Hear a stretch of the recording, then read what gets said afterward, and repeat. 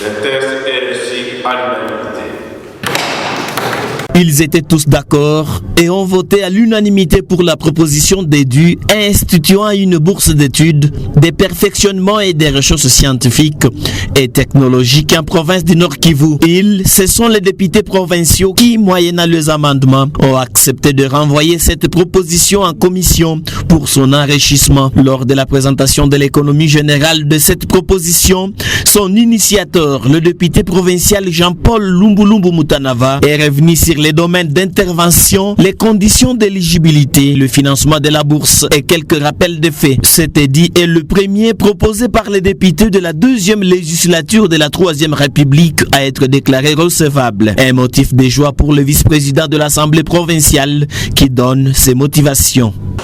D'abord, le souci de pouvoir inviter l'État à appuyer les étudiants, les chercheurs qui se trouvent en difficulté pour parachever leurs études. Ils sont très nombreux, des étudiants très intelligents, dans beaucoup d'universités, dans beaucoup d'écoles et des chercheurs, mais qui sont butés aux difficultés d'ordre financier. Donc la motivation, c'est apporter la contribution de la province dans l'encadrement de la jeunesse, l'encadrement des étudiants, l'encadrement des chercheurs, mais également encourager l'élite congolaise à pouvoir mériter. Parce que les conditions d'éligibilité telles qu'elles sont posées là-bas, il faut très bien travailler à l'école, à l'université, pour pouvoir bénéficier de cette bourse-là.